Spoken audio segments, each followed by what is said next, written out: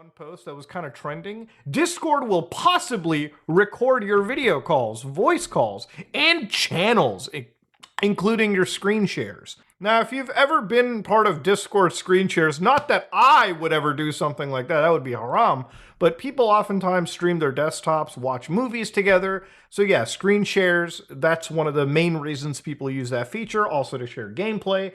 Then of course, video, voice calls, and channels could potentially be recorded. How do people come to this conclusion? Well, because of their privacy policy, the new updated ones, which is effective 27th of March this year, Discord will record, store your video calls, voice call channels, and your screen shares. So basically they removed two lines from their actual privacy policy, where they said, we generally do not store the contents of videos or voice calls or channels. How people assumed that Discord wasn't already recording your calls when in their own words they wrote, we generally do not. That means it gives them free rein to potentially tap in and record whatever they need to. Now, of course, is Discord going to record your conversations and store them on their servers? There are a lot of laws around wiretapping and recording conversations and storing them. And there are a lot of new data protection laws in Europe, the United Kingdom, the United States, Canada, you name it, where they would actually be fined heavily if they were just storing and sharing your video calls around. Not saying that any service can't do that, but to pretend that they're just going to wiretap you and store you and keep your data for like 6 months to a year is a little bit... There are laws that protect you from that, okay? If Discord was caught doing that, they would get really, really hella fined.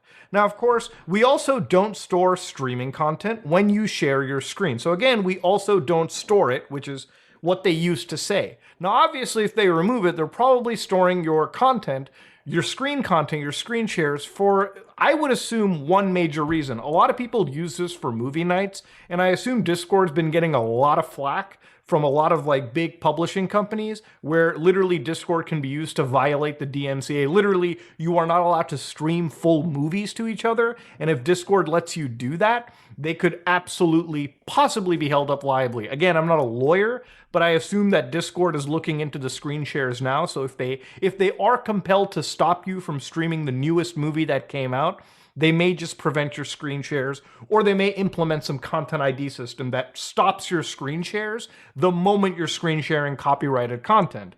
Again, it's not something I necessarily agree with, but I get it. If they're participating in this and they are held liable, they're going to try stopping it as much as they can. Look, Discord does it, YouTube does it, Twitch does it. Any site that allows you to share your desktop or share content is going to end up cracking down on illegally sharing content. And I assume that's why they inputted that entire, or they removed that entire statement. Now, of course, in Discord's own thing, one of the things that I wanted to read here is what information do they end up collecting on you? So according to Discord, you provide them your account information, obviously username, passwords, emails, whatever, when you sign up. The content you create, so basically whatever you upload, such as the messages, posts, voice messages, custom emojis, short recordings of your go live activity, and upload and share files through the services. So again, that's information you're providing to them. And that's part of the information, obviously, they collect.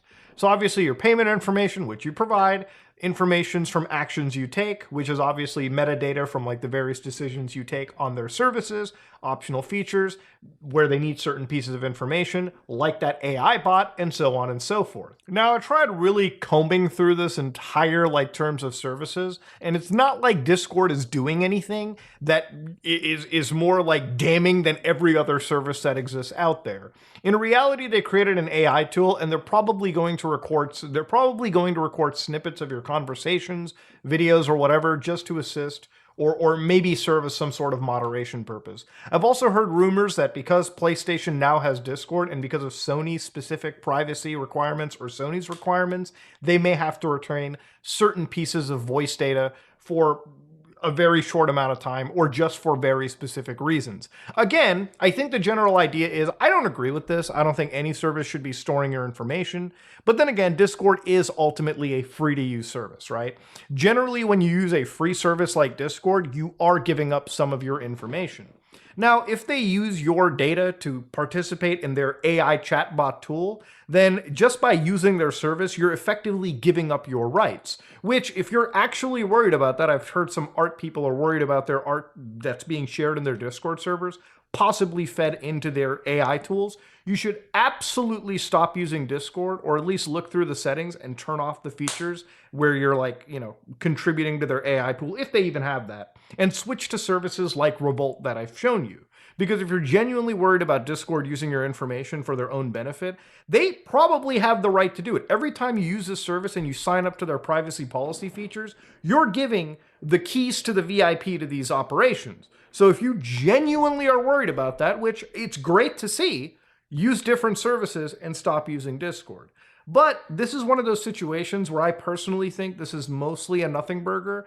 It's not that Discord has really changed anything in their terms of services. It's just that they've implemented new features and they've given themselves some leeway for potential moderation or complying with certain laws. That said though, ladies and gentlemen, if you like what you saw, please like, comment, and subscribe. Dislike it if you dislike it. I am out.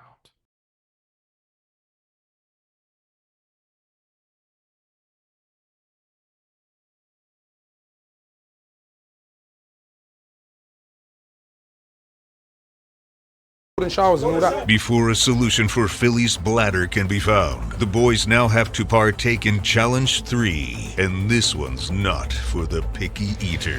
I'm Johnny Carey, and I've come here to up. I'm going to give them a variety of ingredients to choose from, which they do not know about. It will then get blended into a blender, and if they don't drink it, they have to leave the box. And these ingredients, they're not nice. I reckon Kenny will win because he's got the most fight in him. You know, he's a boxer nowadays, so he should show his strength. Round number 3. Let the game begin. Round 3. Be careful, lad. I'm not sitting when something happens. Well, I'm not sitting when something happens. What is Johnny doing? That's Johnny. Wait, what? Johnny, what are you doing? Alright, this is the Nico card. Oh yeah, this is Nico. This is the Nico card. I see food. What's happening? No, stinks of shit here. Whoa! Alright, that's dog food. Let me just close this so none of you can escape.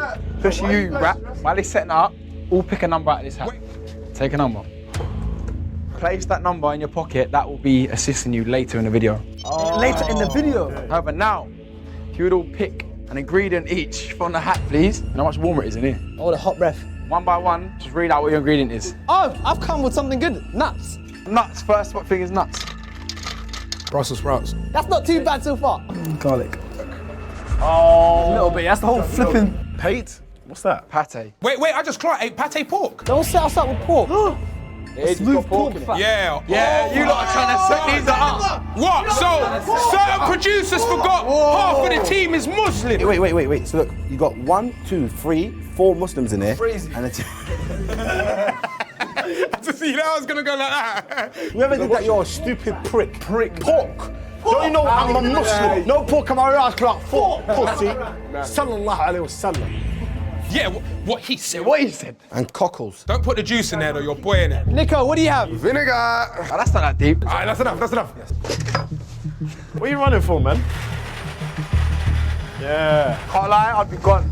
Boys, I'd be gone. I'd be real. Emergency meeting. Boy, I can't do that, man. He's right, and that's what AJ was saying earlier, Sharky. The challenges that are coming might be harder. I can do hard challenges, but I'm definitely gonna vomit. Yeah. Bro, and imagine all of us throwing up in the same box, bro. Come on, man, you're not thinking logically. Put your hand up if you want to use the Nico card. If all 4 of you guys put your hands up, Yeah, we I have get to, over it. because, bro, it makes sense for one man to throw up. Have all of us throw up. All right, so challenge 3 is here, and all of us have to take a spoonful of this, whatever that is. But we've all agreed that Nico should do it. With our Nico card. Look at that Nico card right there. And only 2 challenges after it was made, the Nico card has been used. Okay, here we go. This looks disgusting. Come on, Nico. It's a Nico card. Get yourself a Nico card. Nico card. 3, 2. Go on, you got it. Swallow.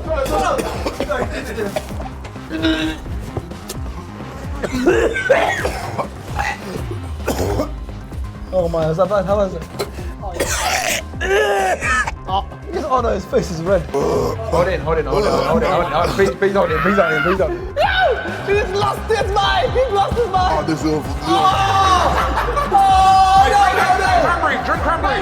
Drink cranberry. Oh, that's disgusting. disgusting. Man said, why are you hiding? But it stinks, bro. What are you doing there? Yeah, actually, yeah. Can I f off now? Fair play, that's round 3 completed. That is disgusting. All right, sweet boys. Enjoy the next couple. Love, I'm gone, man. Love. Oh, yeah, he's almost out. Allah, you're Is that what you're trying to? I want the money. We've all completed round 3. Oh, Nico's completed it. Yeah, thank you, brother. Thank you. Disgusting. Whoever gets in here wins $5. All right, look, there we go. I'll go first. Thank you, boys. All right, let's see Kenny. We should play penny up with the. Ooh! Rimmed it! Have you looked deep what we're doing, yeah? We've actually lost it. Another side effect of the box has revealed itself. Insanity. Greg and Kimberly. Mr. Jacoby said, "Pair up." Kimberly turned gracefully in her chair, her hair sweeping through the air like she was in a shampoo commercial. She smiled at Greg, and his bones nearly disintegrated. He had to clutch the lab table to stay in his seat. His intention had worked. Grinning back at Kimberly and waving at her so exuberantly that her own smile faltered a little, Greg forced himself to stay seated. He had enough wits about him to know that if he did a happy dance, he'd be laughed at for years. Mr. Jacoby made everyone move around so partners were seated together. He instructed them to exchange phone numbers because they need to stay in contact. Greg had to concentrate to keep his hands steady when he passed his phone to Kimberly and took her phone, tucked into a bright purple case, to enter his number. After they returned each other's phones, and Mr. Jacoby started explaining the experiment's instructions, Greg's phone buzzed, and per class rules, he ignored it. It wasn't until he was out in the hall, after he and Kimberly set a time to meet to do the first step of the experiment, that he checked his phone. Fetch had texted, "Congrats." At the end of the day, Greg couldn't wait to get home to record the triumph in his journal. Unfortunately, he'd missed the bus that morning, and he'd had to bike to school. That wasn't a problem. But now, the wind was blowing from the southeast, and he couldn't bike hard enough to overcome the gusts trying to shove him back toward the school. Eventually, he gave up and walked his bike the rest of the way to his house. He was so lost in thought, he forgot about the tiny terror that lived next door. It was like a rabid fairy missile was careening toward him at top speed. He nearly jumped to Mars when the dog launched itself from an outdoor table and threw itself over the fence right at him. Crap! He let go of his bike and dropped his backpack, catching the dog just as it hit his chest, and started snapping at his jugular. What was it with this dog? On reflex, he pushed the dog back over the short fence. When the dog hit the ground, it came up barking and snarling, and it flung itself against the wooden boards. Greg didn't wait to see what it would do next. He grabbed his bike and backpack and ran for his house.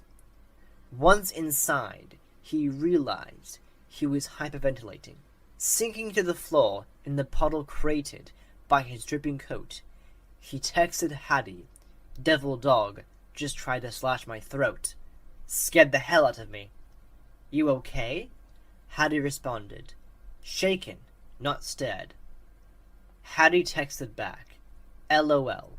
That night, Greg had nightmares. Not a surprise.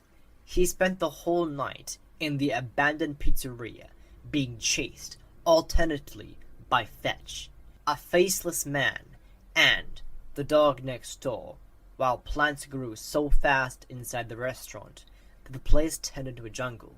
On the stage, an REG spewed out zeros and ones, almost too fast for the eye to register. Greg woke up covered in sweat. Did the dream mean it was working, or not? Shaking off the bad night, Greg scowled out the window at the sideways rain. More wind? Apparently Dare was right about this year's winter storms. He threw on some clothes quickly, already late for school. Racing to the door, Greg waved at his mom, who was on the phone. He ignored his dad, who was scowling at a spreadsheet on his laptop while he guzzled coffee. Greg threw on his rain jacket, grabbed his backpack, and went out the door and down the steps.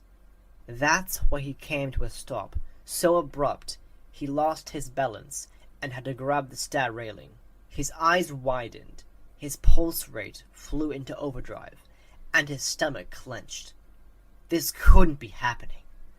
Turning away from what was in front of him, Greg staggered to the nearest bush and threw up.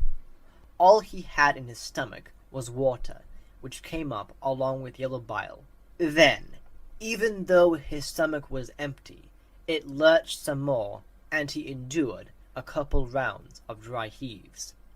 Finally, he collapsed into the bottom step of the stairs and wiped his mouth. His fingers were stiff and cold. He took several deep breaths, cringing at the sour smell of his vomit and the stench coming from next to his bike. Greg stood. He didn't want to stand, and his legs felt so weak it was clear they weren't on board with the idea either. But he had to do something before his parents came out. Looking around wildly, as if someone might appear to help him, which actually was the last thing he wanted, he tried to figure out what to do. Well, he knew what he had to do. He had to move it, which meant he had to touch it. No way was he going to touch it. He smacked himself on the forehead. "Think, dummy!" The admonition worked. He dug his keys out of his pocket and strode to the garden shed, tucked against the back of his house. Dropping his keys twice before he could get the right one in the lock, he was drenched by the time he stepped inside the shed and retrieved the black plastic garbage bag he was after. Now that he was in action, he moved at hyperspeed. He slammed and locked the shed door, not worrying about the sound because the wind and rain drowned out everything. He raced back to his bike, and once again he had to confront what he didn't want to look at. This time he made himself look, really look. The neighbor's dog lay, dead, against the back wheel of Greg's bike tire, its throat torn apart, its belly gutted, intestines flopping onto the concrete. It was stiff, and its eyes were wide open, as if staring in fear, maybe for the first and last time of its life. Greg forced himself to examine the dog's fatal wounds. Yeah, it's just what his subconscious mind told him in his first glance. The dog hadn't been killed with a knife or some other sharp object.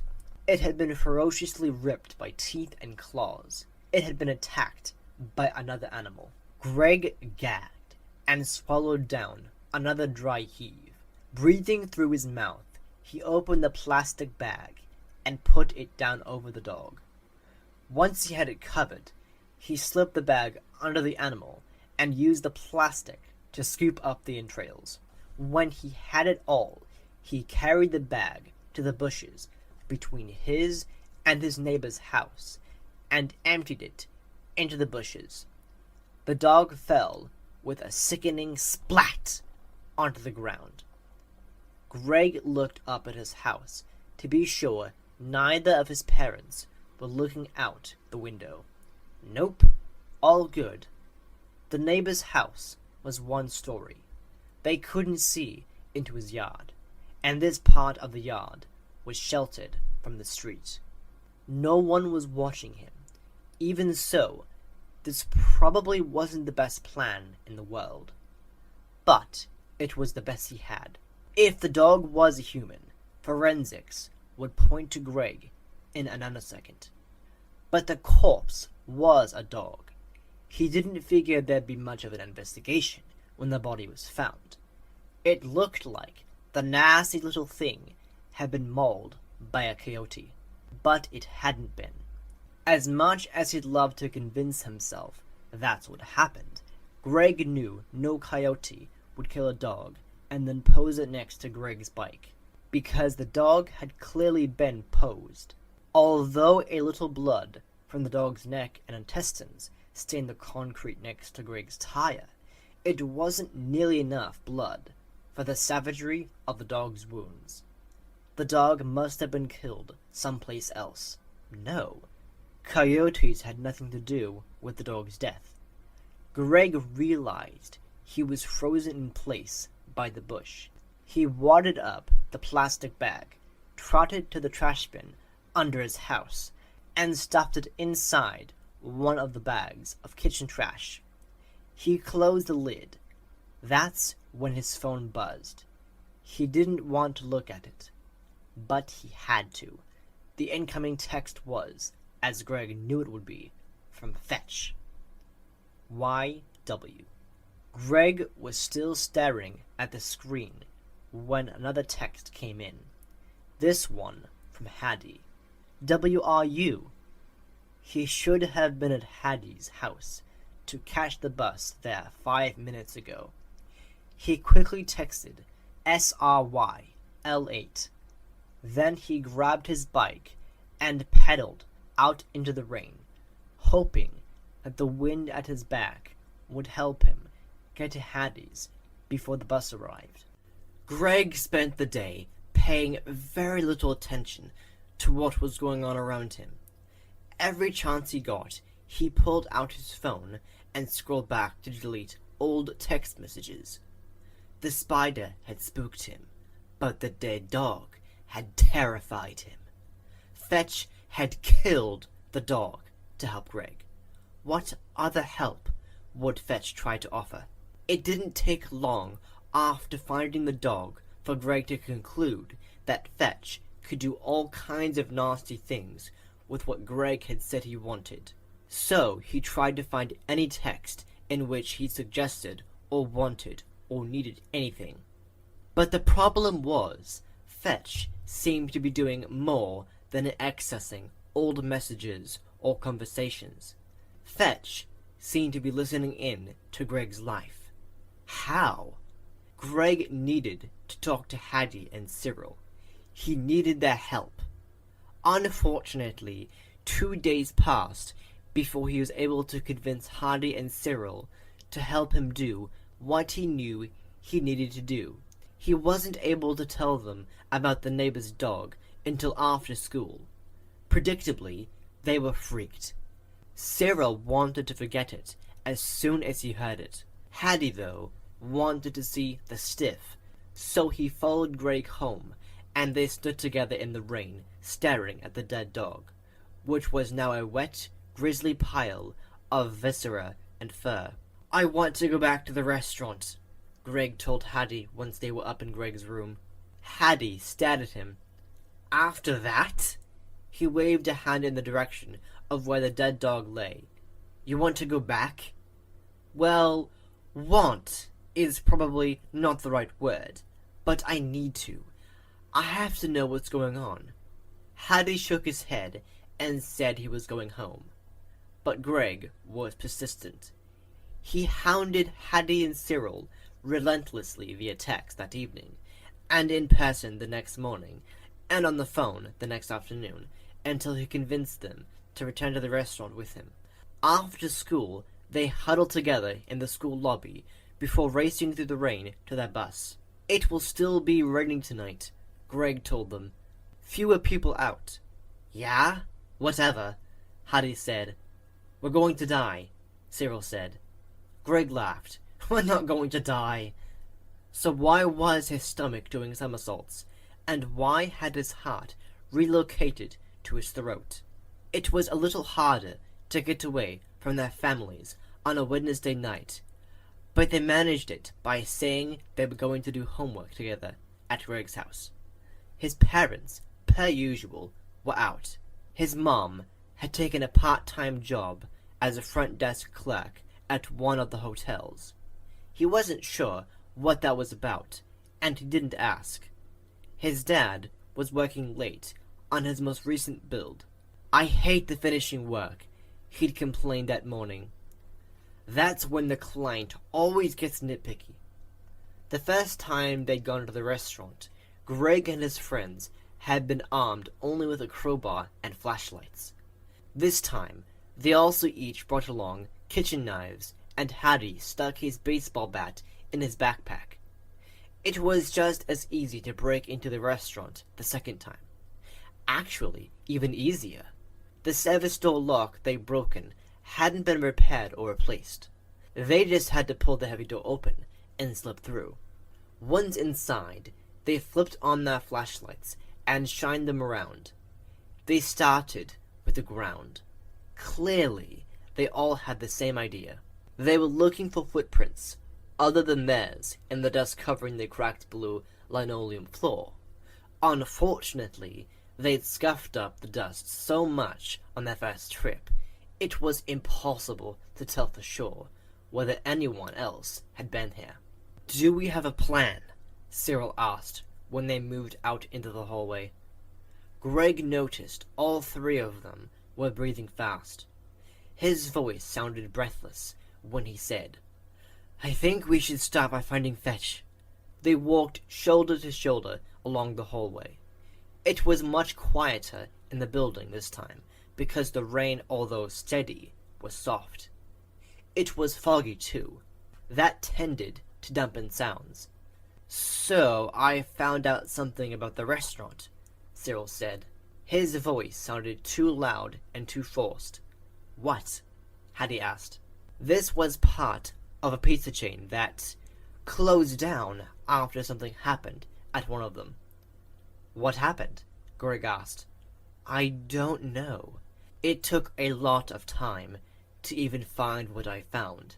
I just found a reference to it on a message board for people who like to explore abandoned places." Hattie came to a dead stop, his flashlight beam jittering out onto the floor in front of him. "What?" Cyril asked. Greg looked along the illuminated shaft of Hattie's light. Cyril squealed. Greg couldn't blame him. Dog tracks came out of the pizzeria's eating area and headed toward the lobby. "What the?" Hattie still hadn't budged. "You did turn it on," Cyril said to Greg. "Yeah, way to go, dude," Hattie said. Before Greg could respond, a clatter and crash came from inside one of the closed doorways along the hall. Cyril squealed again. Hattie dropped his flashlight. "We need to see what's in those rooms," Greg said. Hattie retrieved his flashlight and shined it in Greg's face. Greg squeezed his eyes shut and turned away. "Are you out of your mind?" Hattie asked. "Probably. But I have to know what's going on. I'm going to check it out. You don't have to if you don't want to." "I don't want to," Cyril said. "Fine." Greg dug the crowbar out of his backpack, looked at the knife, and concluded that he didn't have enough hands to hold a crowbar, a knife, and his flashlight. So he got a firm grip on both crowbar and flashlight, then took 5 steps toward the nearest closed door. He noticed a small sign he'd missed the last time. It read, "Control Room." He stuck the crowbar under his arm and reached for the doorknob. Hattie appeared at his side. "Can't let you go in there alone, dude." He produced the baseball bat from his backpack and gripped it hard. Cyril scurried over. "I'm not waiting out there by myself." "Thanks," Greg said. He turned the knob, took a breath, and threw the door open. He quickly rearmed himself with the crowbar. All 3 flashlight beams sliced through the dusty blackness and revealed a bank of old computer monitors, keyboards, and what looked like control panels filled with dials and knobs. Nothing else was in the room. "I don't see anything that could have made that sound," Hattie said. Greg nodded. "Let's try the next room." "Wait." Hattie crossed to the nearest keyboard and tapped keys. He turned a couple dials on the control panels. Nothing happened. He shrugged. Had the check. Cyril, gaining courage from his friend, came farther into the room and tapped and pushed buttons too. Still, nothing happened. Greg left the room and headed to the next closed door. As he figured they would, his friends followed. This door was marked security, and the room behind it was similar to the first one. More dated computer monitors looked back at the boys blankly. Nothing worked. One last closed door. This one was labeled storage. The sound must have come from in here, Greg said. He reached for the knob, but Cyril grabbed his arm. Wait! Greg looked at Cyril. You never told us what you wanted to do here. Why are we here? Yeah, dude, Hattie agreed. You kept saying you had to see. See what? Fetch? What are you going to do when you see him? Interrogate him? Reason with him? He's a piece of machinery. Yeah, Cyril said. And when we left him, he wasn't in there. He pointed to the door. Greg didn't know how to explain why he needed to be here. I have to know whether someone else was here and is pranking us. And if it's Fetch, I want to see how it's working. He didn't bother explaining why he had to look in this room. Before they could protest again, he opened the door, and he fell back into his friends. Cyril screamed.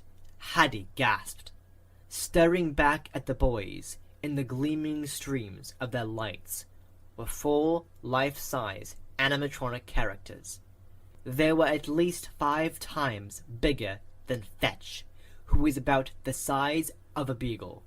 Greg recovered himself first. He aimed his light around the room. Every time the beam landed on something, Greg's breath caught. The room didn't just house the 4 characters.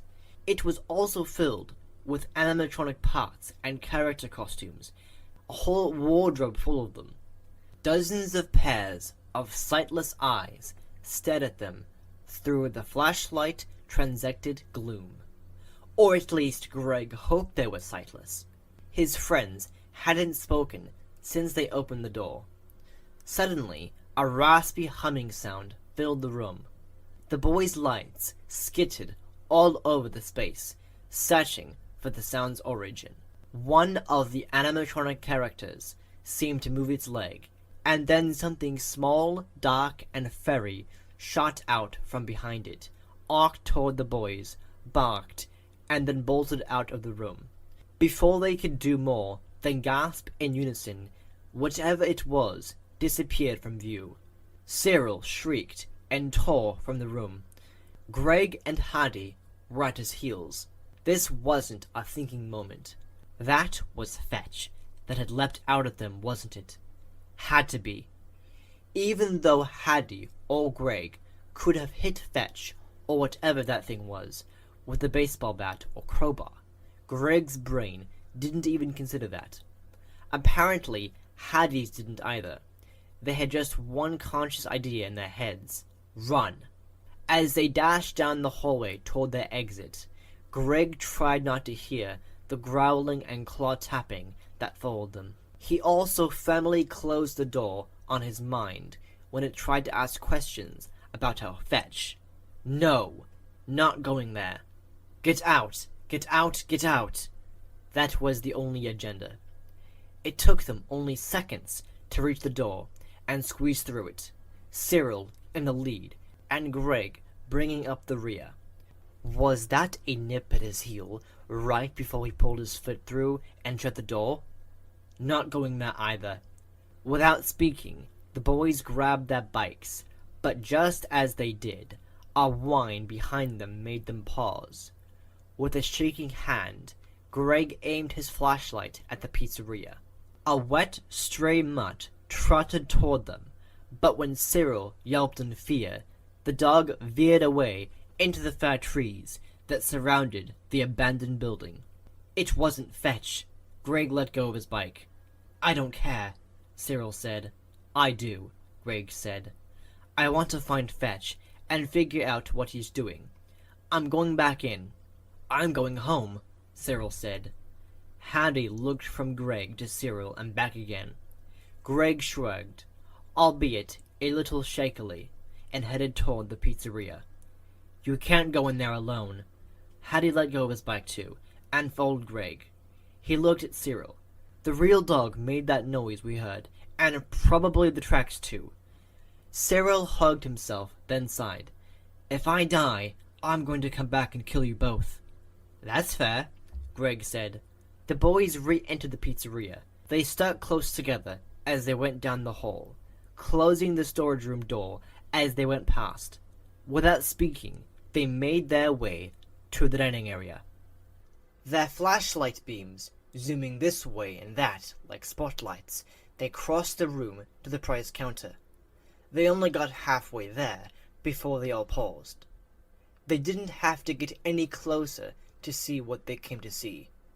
Fetch was no longer on the counter. Greg flicked his beam to the floor and then all around the price counter. No Fetch. Maybe he fell behind the counter, Hattie suggested, not sounding particularly convinced of his theory. Maybe. Since neither of his friends moved, Greg took a huge breath and shuffled forward. Let me know if you see anything, he told his friends. We've got your back, Hattie said. Greg wasn't so sure, but he had to know if Fetch was there. Ignoring the trickle of sweat that ran down between his shoulder blades, Greg reached the counter and started tiptoeing around it. Dude, Hattie said, don't you think he would have heard us by now? Greg flinched. Good point. He laughed, but the sound was more of a croak when it came out. So he rushed around the counter and threw his light beam everywhere it could reach. Fetch wasn't there. Greg turned and looked at his friends. Fetch is gone. What are you going to do? Cyril asked. I'm not sure, Greg confessed. Hattie, ever the optimist, jumped in. What if you text him to stop? Or to leave you alone? He has to listen to you, right? It's in his programming. Tried that, Greg sighed. Didn't work. Could you give him an impossible task? Cyril asked. Something that would occupy his time forever. Like what? I don't know. I'm just trying to find an easy... There is no easy solution, Greg snapped. I just need time to think. As a unit, the boys headed back out the way they'd come in. No one suggested looking around more. Not even Greg. None of them spoke. They just went back outside, got on their bikes, and pedaled hard into fog that was now so thick the restaurant disappeared into it. They pedaled in silence, only broken by the pattering rain, the swooshing sound of their wheels on the wet pavement, and their panting breath. At the corner, where they normally stopped to say goodbye before biking onto their respective houses, no one even slowed. They all just headed for home. None of them were ready to talk about what had just happened. Greg wasn't sorry to get home and find his parents were still out. He was, in fact, relieved they didn't see him. When he looked at himself in the bathroom mirror, he was so pale his features almost disappeared into the blank whiteness of his face. A long hot shower brought color back to his skin, and it brought conscious thought back to his mind. Where was Fetch? Even though he knew Fetch would have had to leave the restaurant to dig up the spider and kill the neighbor's dog, Greg had convinced himself Fetch went back to the restaurant when his duty was done. The idea of him being out there, somewhere, lurking, the hair on the back of Greg's neck prickled. Suddenly remembering his phone, he stared at the green sweats he'd left crumpled on the floor. His phone was in one of the pockets. Taking a long breath, he bent over and retrieved the phone, checking for missed texts. Sure enough, that was Fetch's latest text. H2CUS.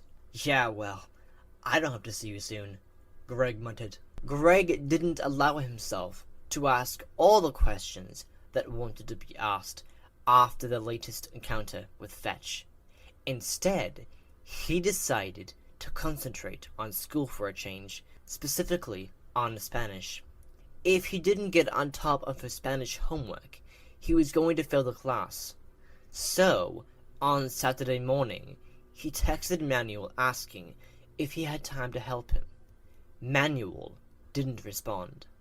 Greg shrugged. Okay, so he'd have to muddle through on his own. He opened his Spanish homework and picked up his pencil. Then he snapped his pencil in half when he realized what he'd just done. "Oh no!" Greg shouted. He jumped up. He had to get to... Crap! He didn't know where he needed to go. Greg grabbed his phone and called Cyril. "I'm not going back there," Cyril said. "That's not why I'm calling. Do you know where Manuel lives? He's about half a mile up the street from me. That's how we met." He gave Greg an address. "Why do you need... I've got to go. Sorry, I'll explain later." Greg shoved his phone in his pocket and tore out of his house. Grabbing his bike, he ignored the steady mist and pedaled as hard as he could. Greg nearly collapsed in horror when he got to Manuel's house and saw that the front door was wide open. Was he too late? Right after he texted Manuel, he realized Fetch could have interpreted that text as instruction to retrieve Manuel. Given what Fetch had done to the neighbor's dog, Greg was afraid Fetch might punish Manuel for not being available to help Greg. Or worse, Fetch might kill Manuel and drag his body to Greg's house. There was no telling what the animatronic beast was capable of. Dropping his bike on the concrete driveway, Greg ran to the gaping doorway and peered into the tile-covered entryway of the small one-story house. He broke out in a cold sweat when he saw muddy paw prints on the gray squares.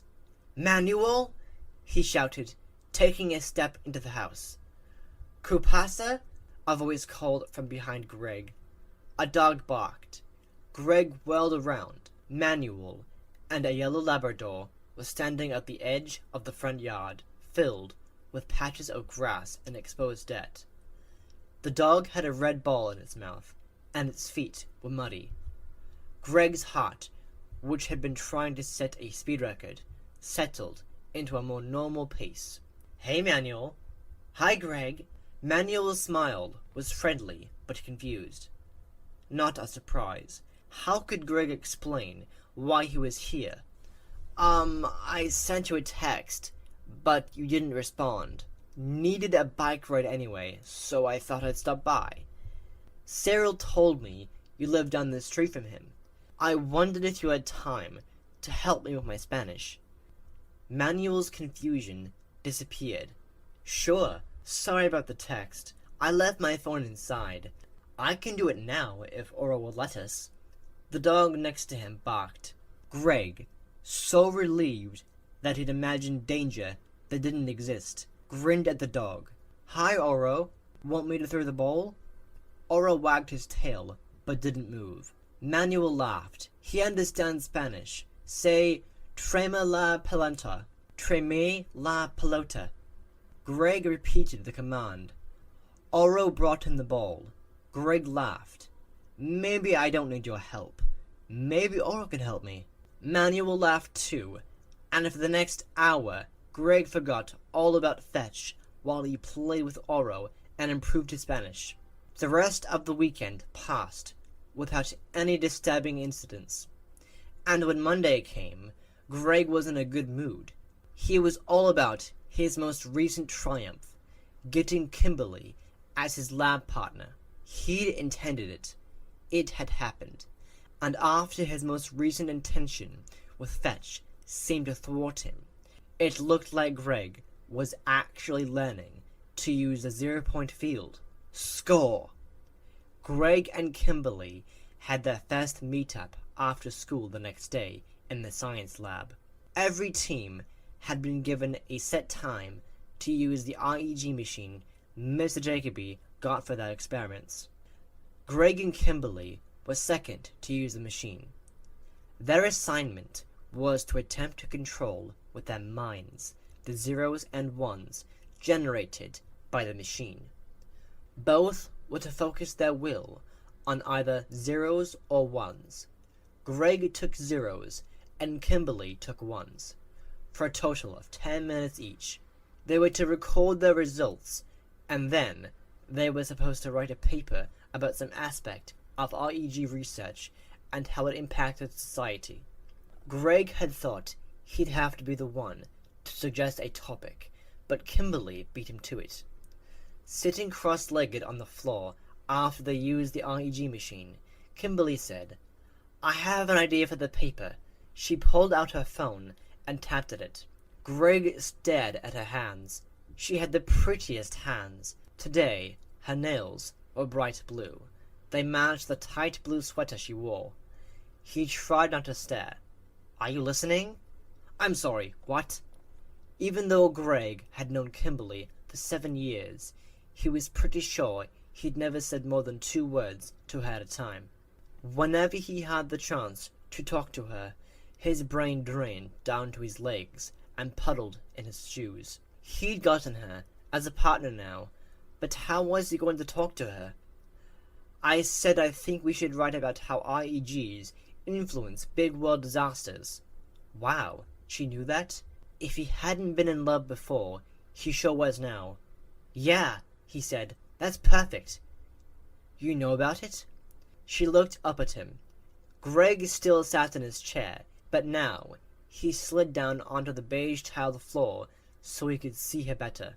Stoked by her idea, he forgot to be nervous. "Yeah, I've been following the way REGs have been used to study the power of thinking for a couple of years." "That's gooky." Kimberly gave him one of her full smiles.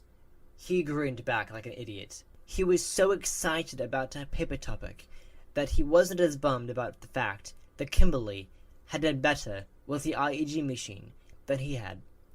No matter how much he concentrated, his machine's results were barely above a normal random readout.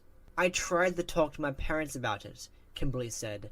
"They're pretty open-minded, but Mom said it was too out there, and Dad said the machines were probably being set up to get the results the people wanted." "But they're not!"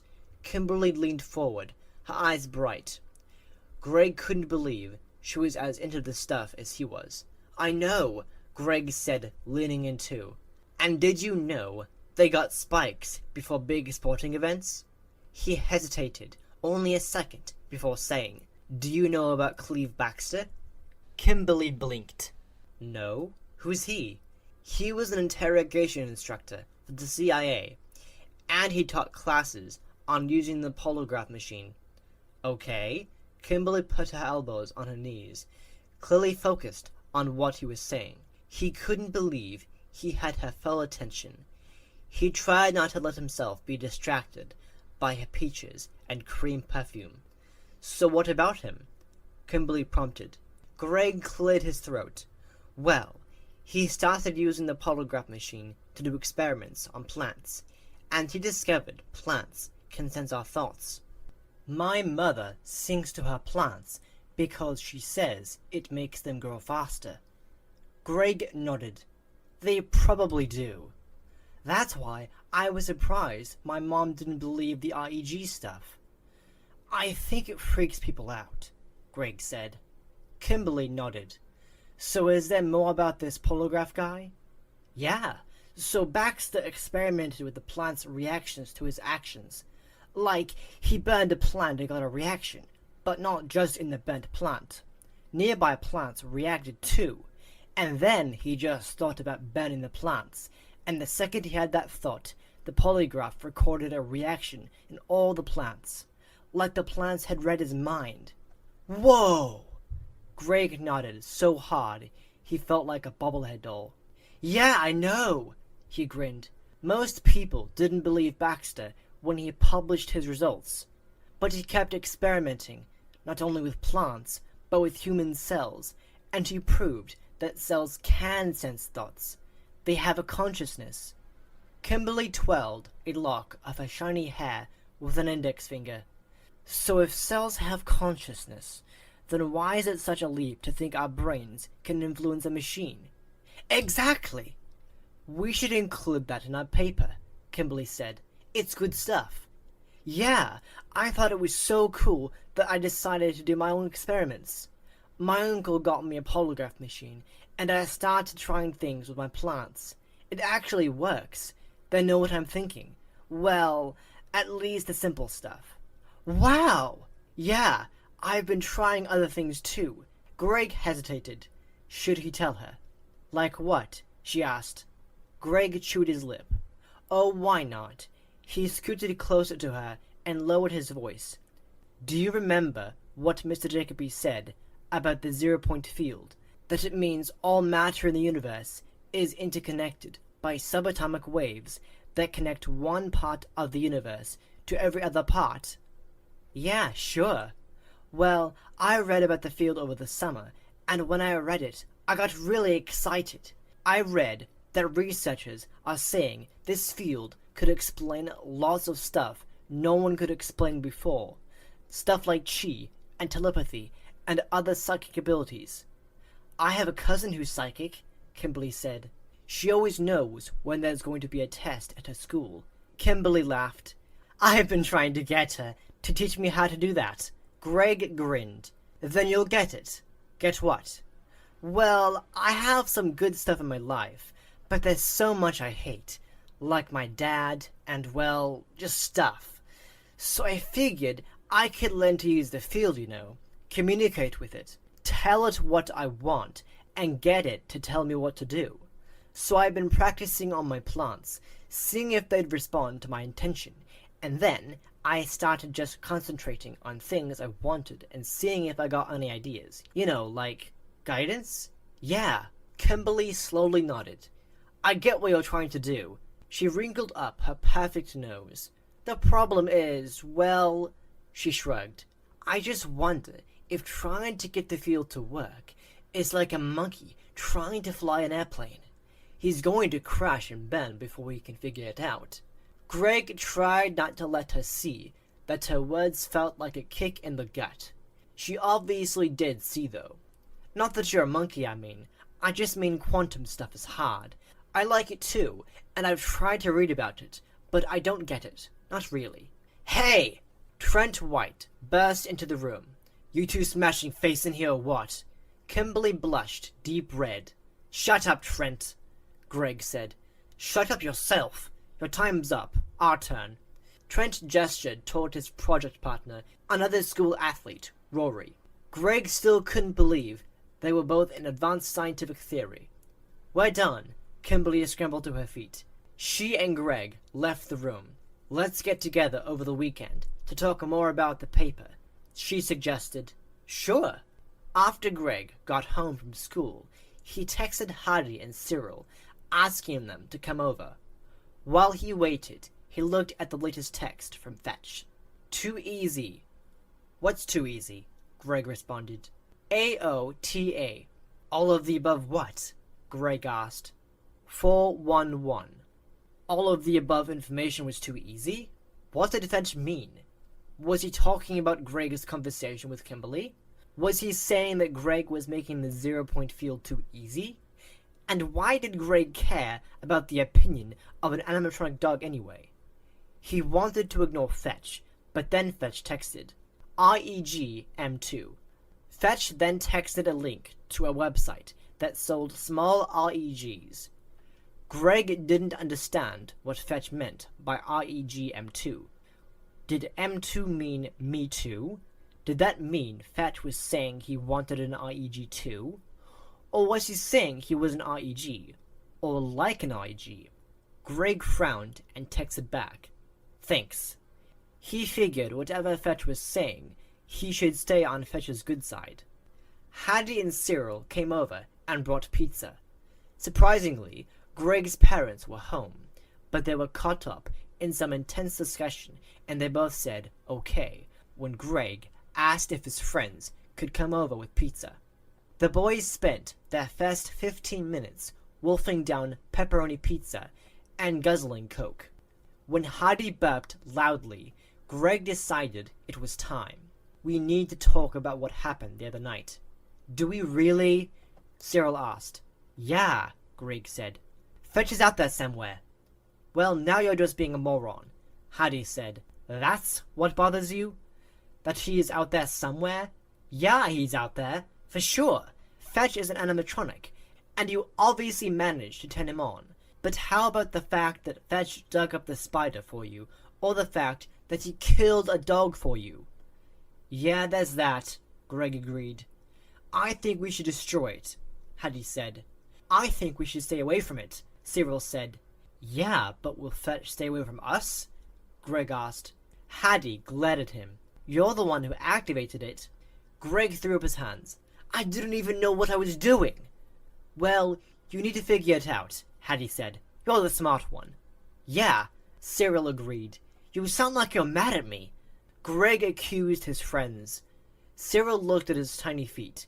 Hattie said, Well, you are mad at me. What did I do? You're the one who wanted to go there in the first place, Cyril said. Greg opened, then closed his mouth. He got up. Fine. You two can head home then.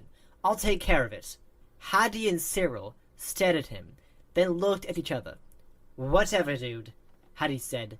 Come on. He got up and gestured for Cyril to follow.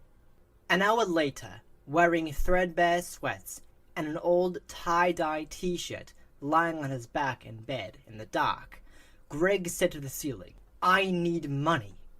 If he had money, more money than he could get from babysitting anyway, he could get whatever he needed for his experiments. He could set up his own consciousness project. Then he'd know what to do about Fetch. Greg grabbed his phone. Over the summer, he'd read an article about this 13-year-old entrepreneur who set up a home business and was making tons of profit. Greg was 14, and he was smart. Why couldn't he have a business? He thumbed in a search, how to make money fast. He spent the next hour skimming through make money at home sites. By the end of the hour, he was frustrated, confused, and tired. So he got ready for bed. Just before he laid down, he picked up his phone and sent Dare a text. I need the magic finger of luck. Can you teach me how to make money? Dare didn't respond. Greg figured he was probably asleep. Dare usually went to bed earlier than Greg did. Before he turned off the light, his phone buzzed. A text from Fetch. GNSD. Sweet dreams to you too, Greg responded, ignoring the chill that scattered down his spine. He frowned, bothered by something, but he wasn't sure what it was. He was so tired, he wasn't thinking straight. He couldn't keep his eyes open, so he closed them, and he was asleep immediately. When Greg woke up, it was still dark out. He erupted from the bed and blinked frantically to focus. His last text. What had he been thinking? Idiot! Greg grabbed his phone and deleted his text to Dare. Then he called Dare. No answer. He pulled up Dare's landline number and called it.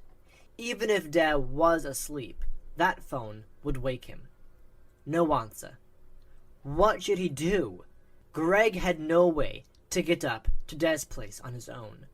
It was too far to bike. No buses ran up there. How could he get to Dare and warn him? A ride. He needed a ride. From who? No way he could ask his parents. He thought about Mrs. Peters, 3 doors down. She was always nice to him.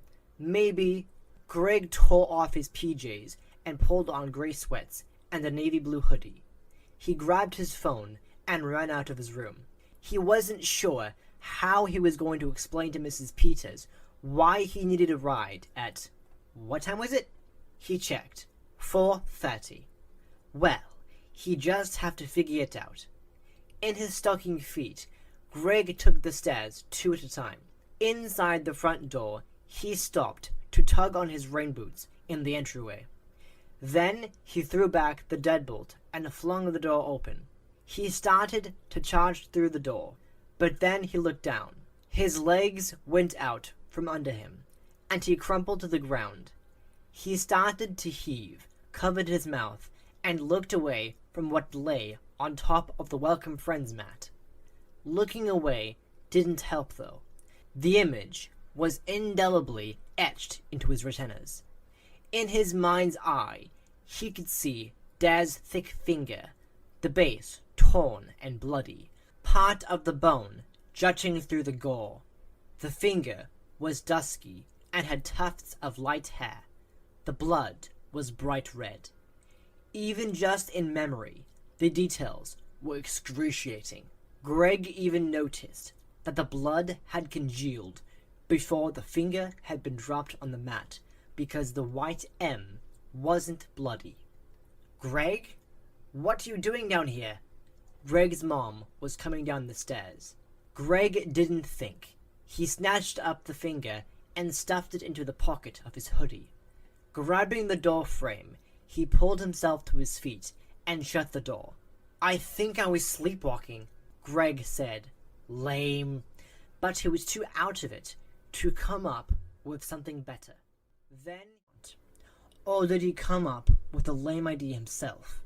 And if he was guided, what guided him? He'd assumed he was doing something to get him what he wanted.